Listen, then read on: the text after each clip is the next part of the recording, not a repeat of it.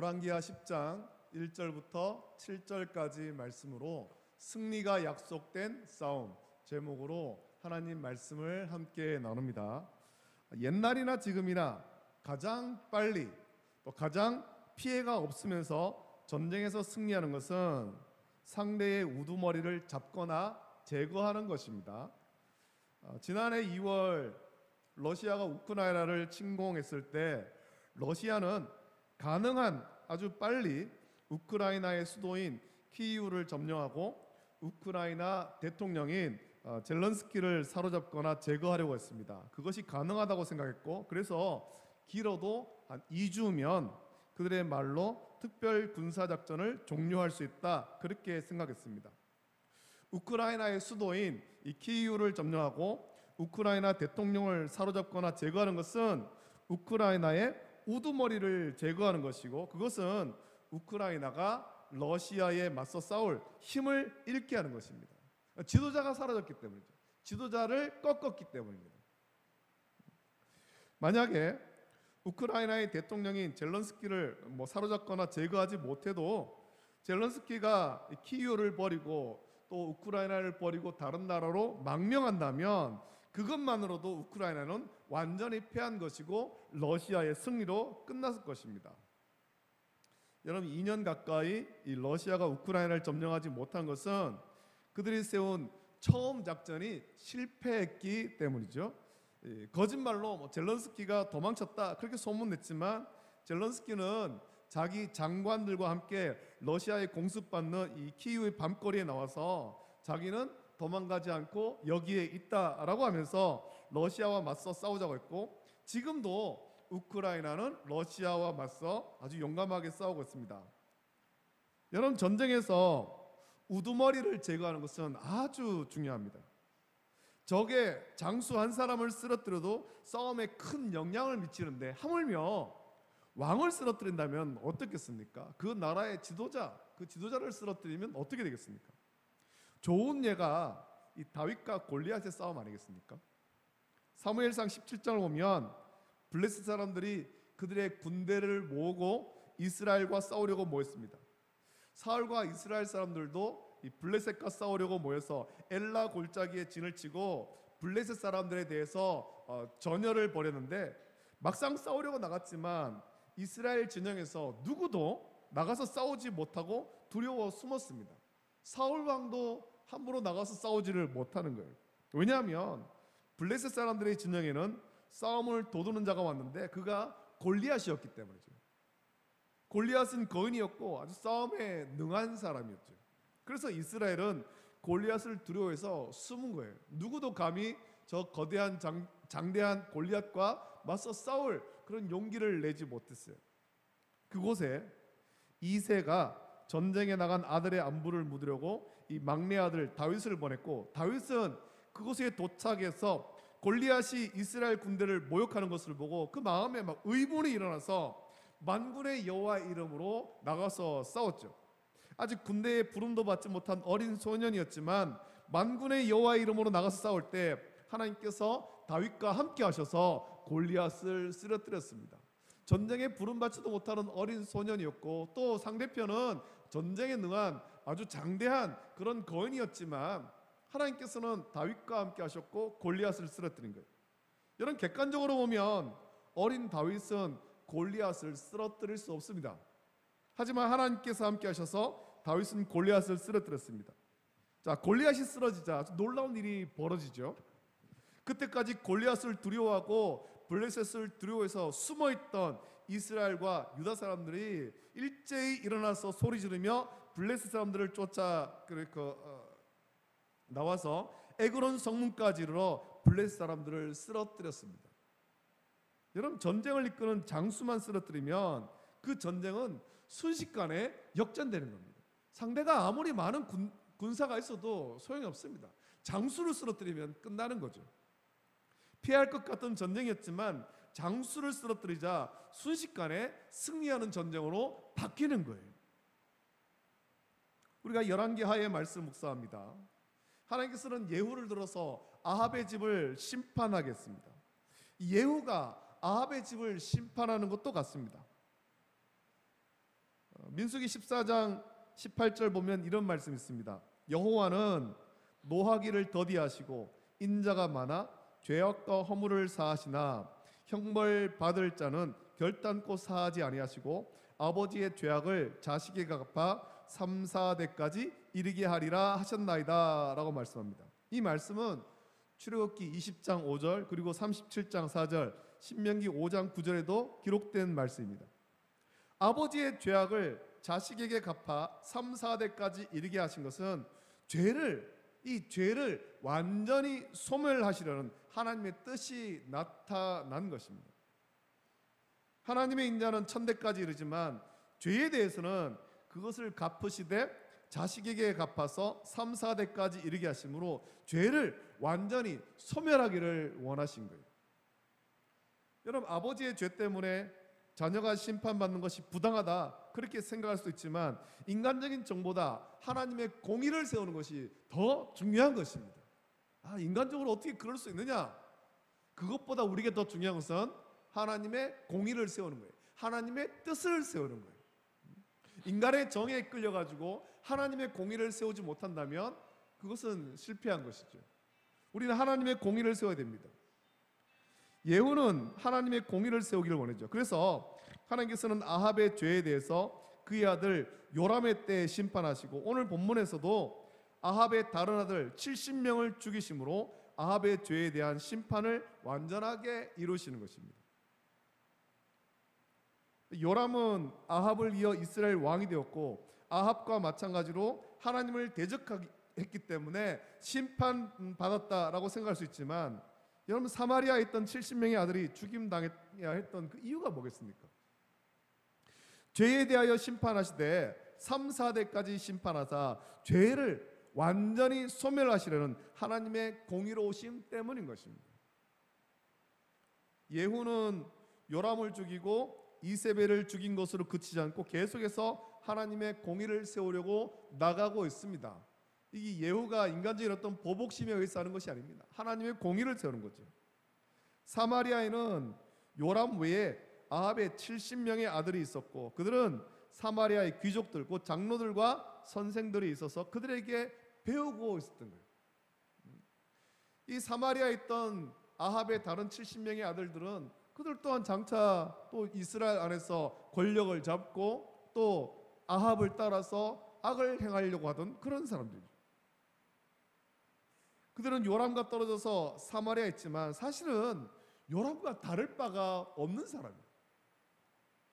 그들이 배운 것도 요람과 다르지 않은 것이죠. 그것은 그들도 하나님을 온전히 섬기지 않는 사람이다라는 것입니다. 예후는 아합의 아들 70명을 처단하기 위해서 사마리아의 장로들에게 편지를 보냅니다. 2절 3절에 그 편지가 나옵니다. 너희 주의 아들들이 너희와 함께 있고 또 병거와 말과 견고한 성과 무기가 너희에게 있으니 이 편지가 너희에게 이르거든 너희 주의 아들들 중에서 가장 어질고 정직한 자를 택하여 그의 아버지의 왕좌에 두고 너희 주의 집을 위하여 싸우라 하였더라 라고 전합니다. 이게 뭐겠습니까? 예후는 도전장을 지금 보냅니다.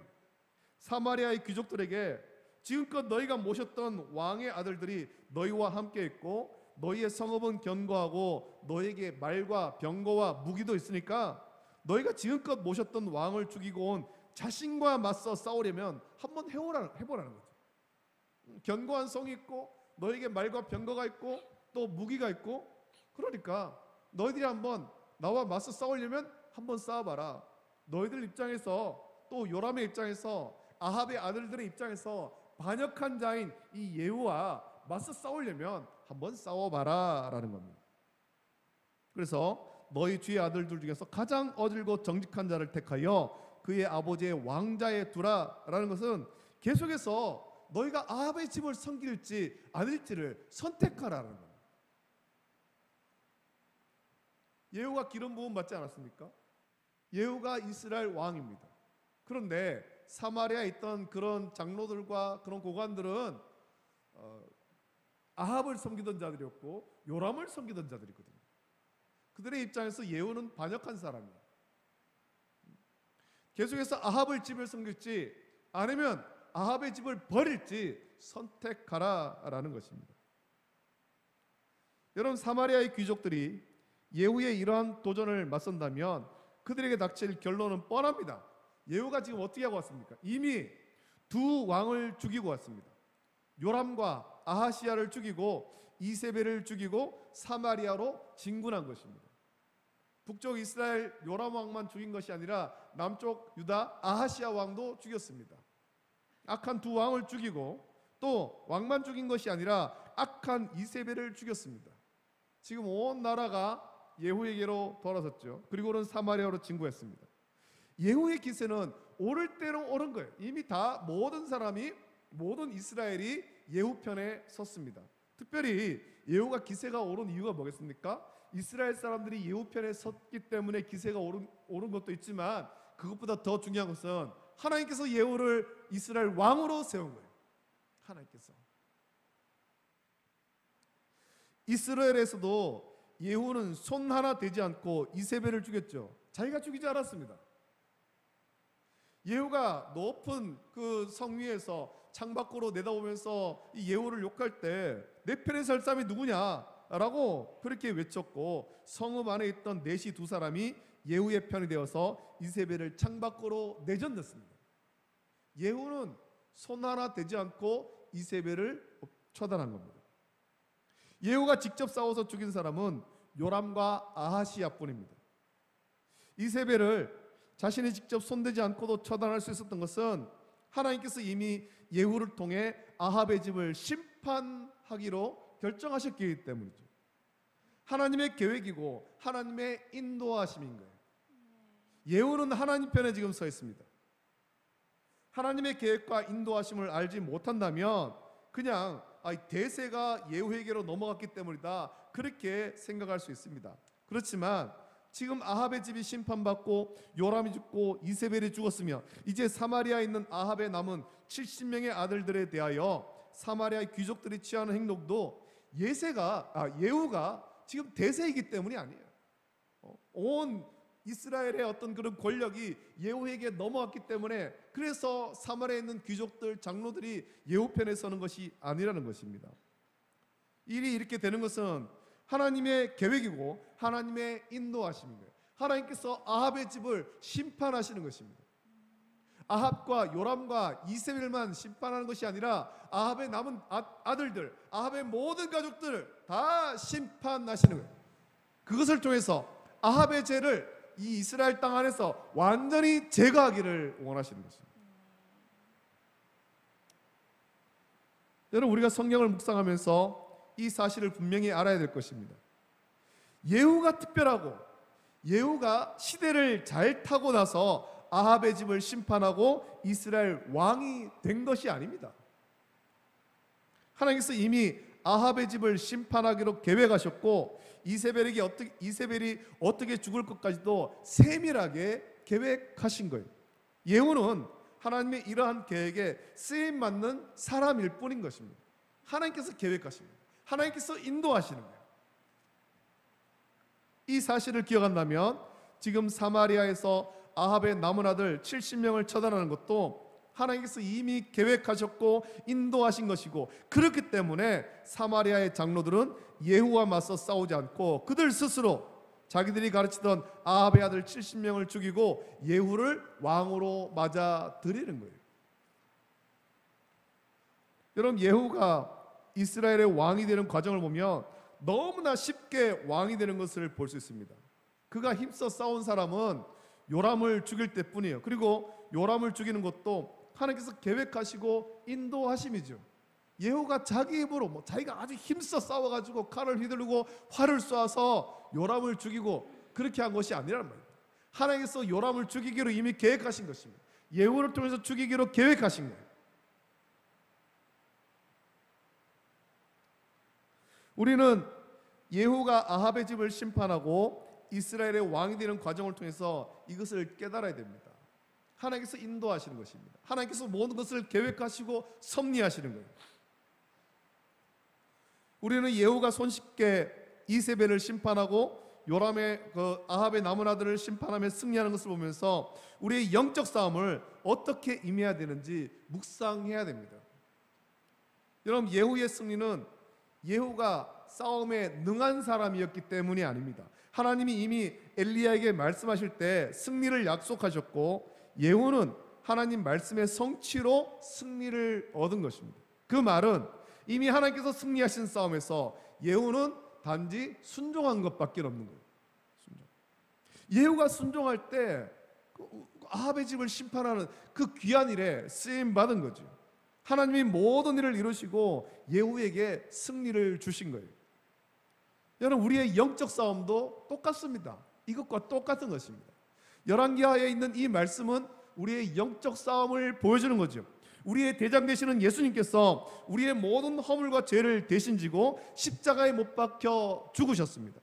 원수마귀는 예수님을 십자가에 못 박아 죽임으로 승리했다라고 착각했죠. 그러나 예수님은 십자가에서 보혈을 흘려 죽으셨을 뿐만 아니라 죄와 사망의 권세를 깨뜨리고 부활 승리하신 거예요. 예수님께서 완전한 승리를 주셨습니다. 예수님께서 부활하실 때 원수마귀는 완전히 깨지고 영적 전쟁에서 완전히 패했습니다. 예수님은 자기가 이루신 승리를 오늘 저와 여러분에게 나눠준 것입니다. 예수님께서 승리하셨습니다. 여러분, 원수마귀는 머리가 깨지고 예수님께 졌기 때문에 지금 우리가 하는 영적 싸움도 원수마귀가 패한 싸움이고 우리는 승리한 싸움을 싸울 뿐입니다. 예수님께서 승리하신 그 싸움을 우리는 싸우는 거예요. 남은 패잔병과 싸우는 거예요. 우리가 이미 승리한 싸움을 싸울 때 오늘 본문의 예후와 같이 담대하게 이 영적 싸움에 임해야 할 것입니다. 우리는 싸우기 힘든 승리가 보장되어 있지 않은 어려운 싸움을 싸우는 것이 아니에요. 이미 승리한 싸움이에요. 이미 승리한 싸움. 원수마귀가 달려들려면 원수마귀에게 한번 달려들려면 한번 달려들어 보라고, 우리하고 맞서 싸우려면 한번 싸워 보라고. 우리는 그렇게 담대하게 나가야 되죠. 우리에게는 승리하신 예수님이 있다고. 이 싸움은 이미 예수님께서 승리하신 싸움임을 믿는 믿음으로 우리는 담대하게 맞서 싸워야 됩니다. 그것이 우리가 이 영적 싸움에서 가져야 될 자세이고, 이런 믿음의 자세로 싸울 때 성령께서 우리와 함께 하셔서 승리를 주시는 것입니다. 우리의 힘과 우리의 능력으로, 우리의 어떤 지혜로 이 영적 싸움을 싸우는 것 아닙니다. 그렇게 싸우면 반드시 질 수밖에 없습니다. 우리의 싸움으로 싸우는 건 아닙니다. 예수님께서 승리하심을 믿고 또 우리가 예수님의 말씀을 의지하여서 영적 전신갑주를 취하고 이 승리한 싸움에 나가 싸울 때 주님께서 우리에게 완벽한 승리를 주시는 거예요. 여러분, 우리의 영적 싸움은 질 수도 없고 져서도 안 되는 싸움이죠. 우리의 영적 싸움은 이미 예수님께서 승리하신 싸움이에요. 우리가 남은 인생을 살면서 이 영적 싸움을 싸울 때 이 영적 싸움은 힘든 싸움도 아니고 죽을 것 같은 그런 싸움도 아니라는 것입니다. 예수님께서 이미 승리하신 싸움, 그것을 믿으면서 담대하게 나갈 때, 주님을 믿고 담대하게 믿음으로 나갈 때 우리는 주님께서 이루신 그 승리를 완전하게 누릴 수 있는 것입니다. 여러분, 승리하신 예수님을 믿고 항상 깨어 기도하며 담대하게 영적 싸움에 임해서 날마다 믿음으로 승리의 기쁨을 누리는 저와 여러분 되시기를 예수님의 이름으로 축복합니다. 아멘. 기도하겠습니다. 거룩하신 아버지 하나님, 사랑과 은혜를 감사드립니다. 오늘도 우리를 예배의 자리로 불러주시고 또 하나님의 귀한 말씀을 함께 나누게 하심을 감사합니다.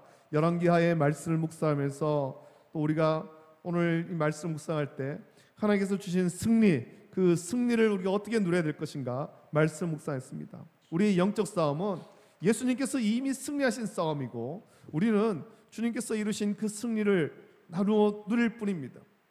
우리의 영적 싸움은 아주 힘든 싸움도 아니고 또 어려운 싸움도 아닙니다. 예수님께서 이미 승리하신 싸움, 우리 주님을 믿고 또 담대하게 나갈 때, 주님 말씀 의지하여 담대하게 나갈 때 주님께서 우리에게 승리 주심을 온전히 믿고 온전한 믿음으로 이 영적 싸움을 싸워 나갈 수 있는 우리가 될 수 있도록 복 내려 주시옵소서. 거룩하신 예수님의 이름으로 감사드리며 기도합나이다. 아멘. 아멘.